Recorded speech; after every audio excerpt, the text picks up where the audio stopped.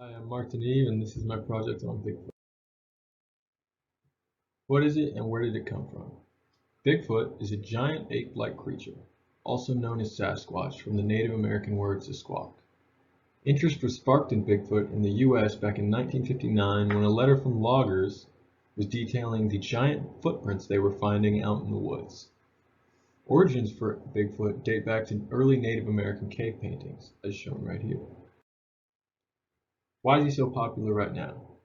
Recently, Bigfoot has been made popular by shows like Finding Bigfoot, Monster Quest, and Mountain Hunters. But you have to ask, can we trust these shows? For starters, none of these shows have ever found any real evidence. And since most TV is fake, why would this be any different? So to combat this, I chose to find evidence for my own. Here is a copy of that evidence. I'm out here today collecting evidence of Bigfoot. I got my calls. I got my crossbow for protection. I'm hidden, so there's no way he sees me. I'm gonna do some calling and see what we can get. The basic howl.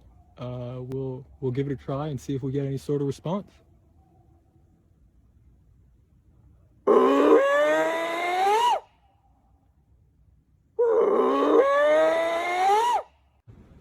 Maybe they're feeling a little frisky, wanting to find some ladies, so we'll try some mating calls and see what happens.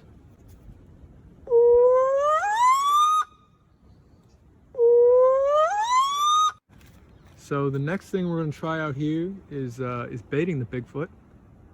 I've put an apple out, a nice yellow delicious, in hopes that one will come along and find it. I'm going to keep calling them, keep watching. I've still got my camouflage on, so they still won't be able to see me. And hopefully we can get some action out here. So obviously, with that evidence, I was forced to cut some out due to time constraints. But during that, I heard and saw nothing. I felt no weird presences or never felt anything watching me, as people who have encountered Bigfoot have described. In all, I found no form of evidence of Bigfoot. So now I will do an intellectual trait analysis on this evidence to see what I think. Intellectual humility.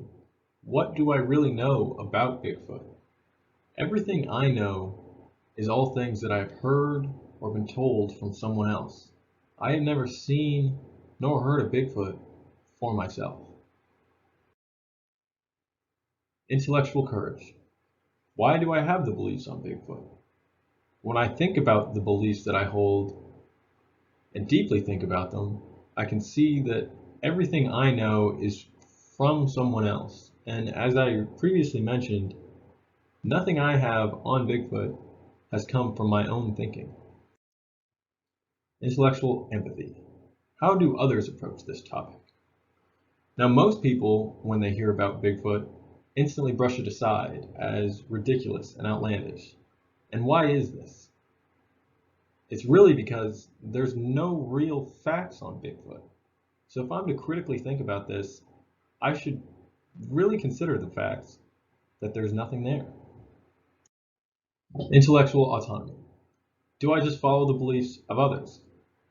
Tying back to what I just said, it's a similar trend of most people don't believe in this. So should I just follow along with that? Intellectual integrity. What do I really think? Now, when I consider my thinking, I've always wanted Bigfoot to be real. I've always wanted to believe it. But when you look at the facts, you really can't come to that conclusion. Intellectual perseverance. Have I put enough real thought into my beliefs? Previously, I really hadn't. I had just thought with what I wanted to believe and never looked at the facts and truly considered what's going on. Confidence and reason. How willing am I to change my belief? Previously, I really wasn't. But once you stop and really analyze something and try to critically think about it, I found that it's dumb to not change your belief based off the facts. Finally, fair-mindedness. Do self-interest play a role in my belief? They definitely do. It would definitely be much cooler if there were giant Bigfoot's walking around in the woods right now. But in reality, you need facts to say that.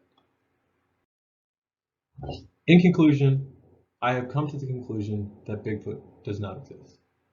Due to a complete lack of evidence of any kind, and by following an intellectual trait analysis, it backs my decision that Bigfoot is not real.